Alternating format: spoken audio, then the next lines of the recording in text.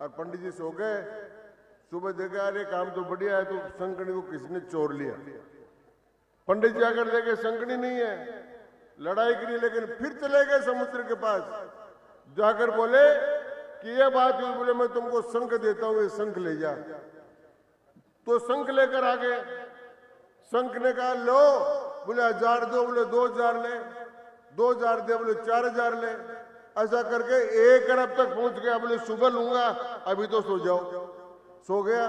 तो उसने देखा आदमी ने कि यार शंखनी में क्या है, ये तो देती है सब्जी पूड़ी खीर, ये दे रहा रुपए। तो शंखनी तो वापस रख दी, शंख को हटा लिया। पंडित जी अपनी शंखनी लेकर चले गए। वो जाने के बाद शंख की पूजा करी, खूब पूजा करी। बोले ला दे, बोले ले, ला देना शुरू किया। 1000 ले, 2000 ले, 5000 ले, 1 अरब तक पहुंच गया। तो उसने कहा यार तू बोल ही बोल रहा है, दे तो सही। बोले मैं तो बोलता हूं, देता नहीं हूं, मेरा नाम तो डफोल शंख है। तो ये सरकार तो डफोल शंख है, ये बोलती है देती नहीं है। इसलिए इनके देने लेने के चक्कर में मत पड़ना। मूल काम हमारी लड़ाई जिस बात की हम लड़ रहे हैं आज, हम भारत की सांस्कृतिक आजादी की लड़ाई लड़ रहे हैं, भारत के सांस्कृतिक मूल्यों की स्थापना की लड़ाई लड़ रहे हैं, भारत की रक्षा व्यवस्था को मजबूत करने की बात लड़ रहे हैं। ये किसकी हिम्मत थी कि हमास ने हमला किया और मोदी ने उसका विरोध कर दिया। क्या हम हमले का विरोध करते हैं? और फिलिस्तीन को जब मानवीय सहायता की आवश्यकता पड़ी तो उसको मानवीय सहायता के ट्रक भेज दिए। ये प्रधानमंत्री नरेंद्र मोदी का ही काम है। इसलिए मैं आपसे कहना चाहता हूं, आज प्रमुख रूप से कहने के लिए आया हूं कि हम काशी विश्वनाथ के कॉरिडोर को चाहते कि नहीं चाहते? हम चाहते हैं कि नहीं महाकाल का कॉरिडोर बने।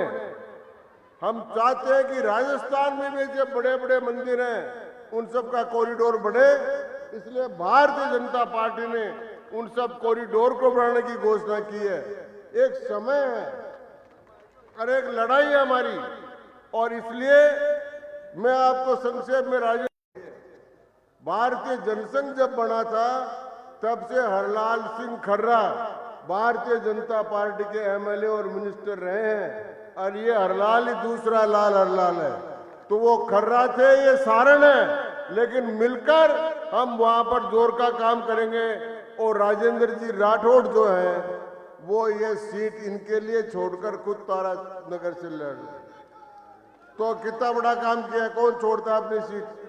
इन्होंने सीट छोड़ी है, सीट छोड़कर सब कार्यकर्ताओं के लिए लगाया है और खुद वहां लड़ रहे हैं। मैं ये कहना चाहता हूं कि राजेंद्र जी राठौड़ का भी विधानसभा में पहुंचना बहुत जरूरी है, क्योंकि जिस प्रकार की चोट वो मारते हैं और जिस प्रकार के तर्क प्रस्तुत करते हैं और जिस प्रकार से संसदीय ज्ञान उनको प्राप्त हुआ है, मैं समझता हूं कि राजस्थान की विधानसभा में राजेंद्र जी राठौड़ का होना जरूरी है। और इस बार तो जब होंगे तो प्रतिपक्ष में नहीं होंगे, सत्ता पक्ष में होंगे, और सत्ता पक्ष में भी बहुत अच्छे स्थान पर होंगे। तो ऐसे समय में राजेंद्र जी राठौड़ और राजेंद्र जी के साथ साथ हरलाल जी, ये दोनों विधानसभा में जाएं और जाकर चूरू का सम्मान बढ़ाएं, राजस्थान का सम्मान बढ़ाएं।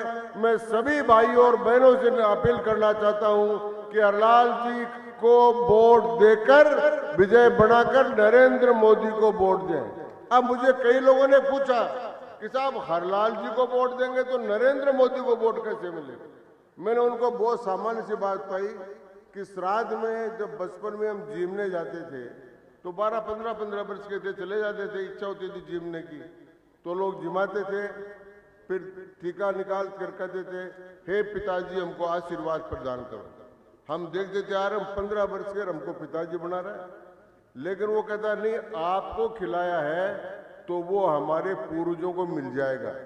तो हरलाल जी को वोट दिया, वो सीधा नरेंद्र मोदी को चला जाएगा।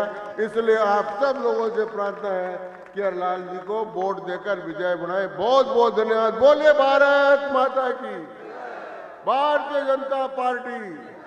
धन्यवाद, शुभकामनाएं।